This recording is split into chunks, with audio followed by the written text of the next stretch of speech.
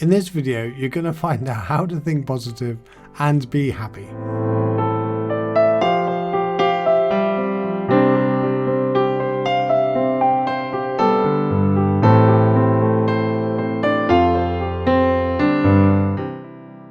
One of the things that I've said to so many people in my life, just think positive, just be happy. And it's okay for a positive thinker to think positively. But what do you do if you're a negative thinker?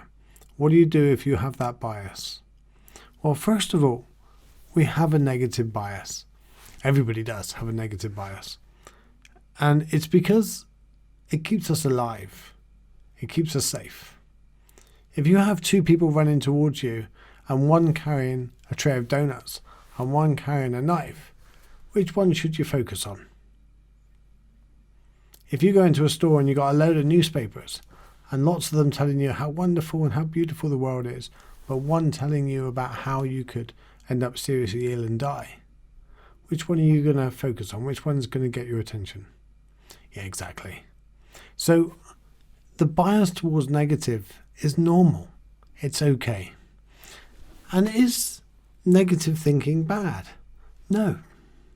Is positive thinking good? No. They're both thinking. And that's according to your subconscious mind, your chimp mind.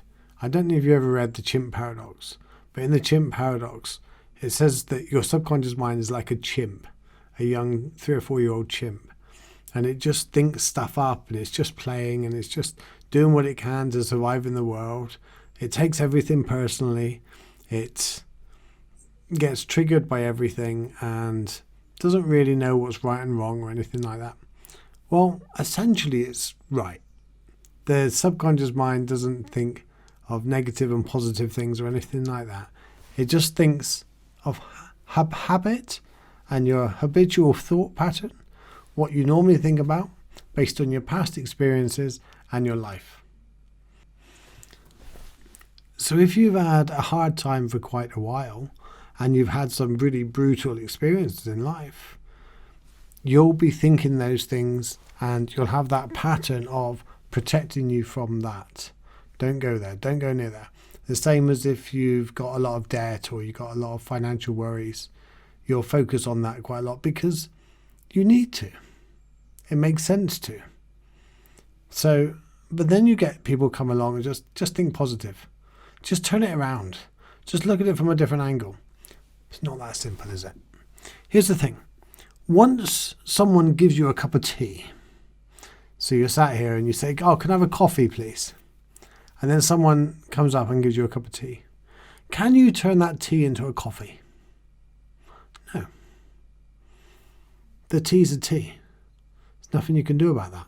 Then you could drink the tea, or you can just discard the tea and say, no, can I have a coffee, please?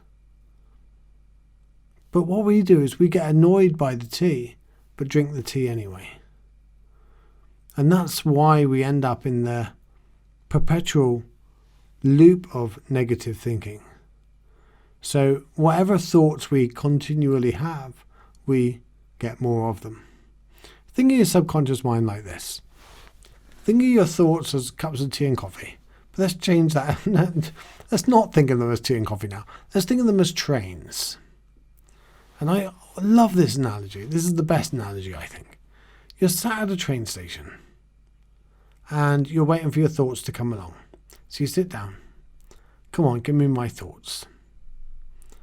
And a thought comes in as a train. Then that thought could be something about the weekend. It could be something you got to do, something you haven't done. It could be a bill that you got to pay, about losing your job, or it could be about a wonderful event that's coming up or a good movie you just watched. Hello, cat. See my cat in the background. So that, she might start saying hello in a minute. So that is a train. And depending on the thought is a different type of train. Now we can either get on that train and complain that we're on the train. It's like, oh, I'm on this train. I don't like this train. I don't like this train where it's going. Don't like this thought where it's going. Or you can choose not to get on the train and allow the train to move on. Then here's the thing that we so want to do. We want to change the train into another thought, into another train, into a nicer one. So we want to change this present moment into something it is not. And it's impossible. You cannot change this moment into something different. Once you have a thought, you cannot change the thought. That makes sense? Just like the cup of tea, just like the train. You cannot suddenly say, I don't want this train, or I don't want this drink, and still consume it and still get on it. So you've got to become aware of your thoughts as they come in. So sit back and allow the thoughts to come in. Now, if it's a train you want, enjoy it. Get on it. Go with it. If it's a train you don't want, just allow it to move on. And what your subconscious mind will do is it will learn by what trains you get on. Learn by which ones you give most weight to.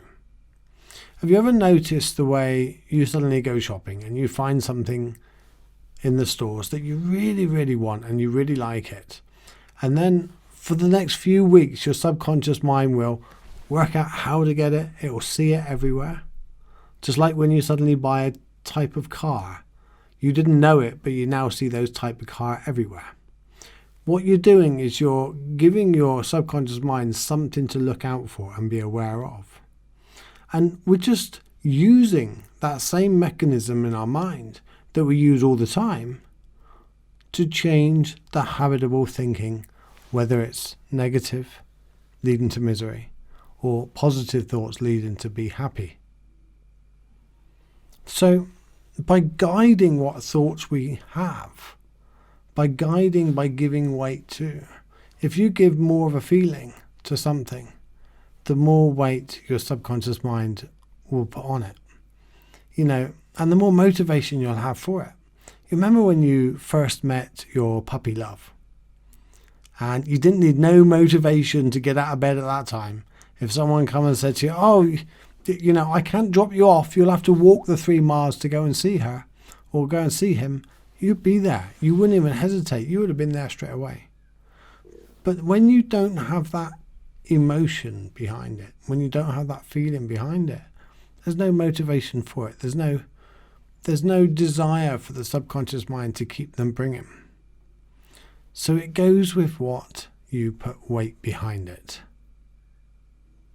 So to recap, you cannot change negative thoughts into positive thoughts. You cannot just suddenly change an unhappy moment into a happy moment. It doesn't work that way. Once the moment is here, it's already here. Secondly, what we can do is choose what thoughts to go on. We can choose what feelings to go on.